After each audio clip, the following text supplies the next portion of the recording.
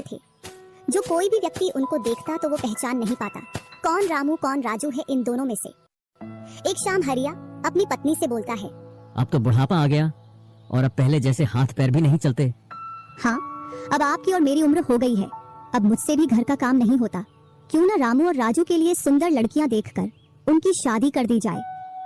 हाँ भाग्यवान, तू बोल तो सही रही है, लेकिन मुझे रामू की फिक्र है क्योंकि उसे काम में आलस आता है और वह कैसे अपना गुजारा कर पाएगा। बातें करते करते दोनों सो जाते हैं।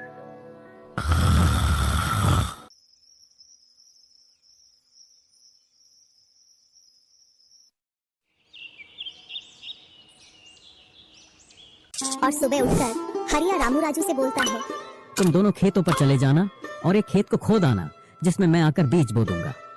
और आज मैं अपने दोस्त से मिलने के लिए पास ही के गांव में जा रहा हूँ, 2 दिन में लौट कर आऊंगा।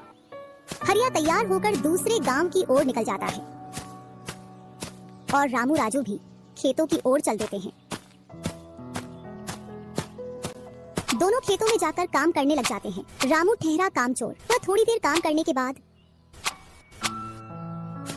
एक पेड़ की छांव में जाकर लेट जाता है। इधर राजू को सुबह से शाम हो जाती है और वह आधा खेत खोद देता है।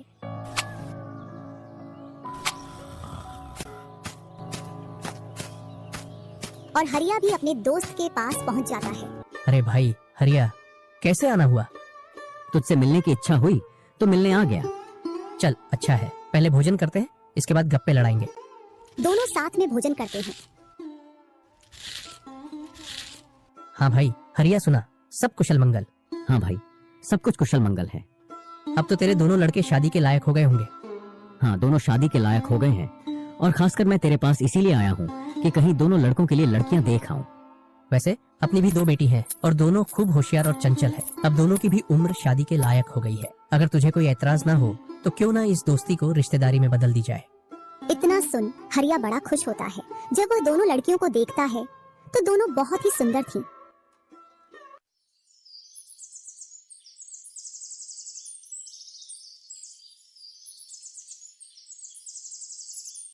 सुबह होते ही हरिया अपने दोस्त से बोलता है, मैं जल्द ही मेरी बहुओं को लेने आऊंगा। इतना बोलकर हरिया अपने गांव की ओर चल देता है। इधर रामू और राजू भी अपने खेतों पर काम करने के लिए आ जाते हैं और रामू पेड़ की छांव में जाकर सो जाता है। इधर राजू अपने काम में लगा रहता है।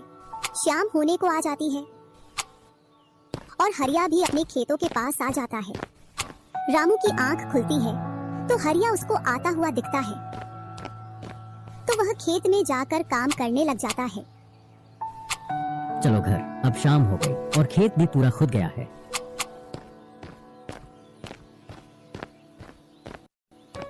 तीनों साथ में घर पहुंच जाते हैं। हरिया अपनी पत्नी और दोनों लड़कों को बताता है कि वह इन दोनों की सगाई पक्की कराया हूं और वह कुछ दिन बाद दोनों का विवाह कर देता है। ऐसे ही कुछ वर्ष निकल जाते हैं। हरिया और उसकी पत्नी का स्वर्गवास हो जाता है और दोनों भाई जमीन और घर का बंटवारा कर लेते हैं। रामू अपने आलसी पने की वजह से खेतों में काम करने नहीं जाता और दिन भर घर में ही पड़ा रहता। इधर राजू अपने खेतों में दिन रात मेहनत करता है, जिससे रामू और राजू की फसलों में अंतर स्पष्ट दिखाई देता है। एक दिन रामू राजू से बोलता है, तूने अच्छा खेत रख लिया और मुझे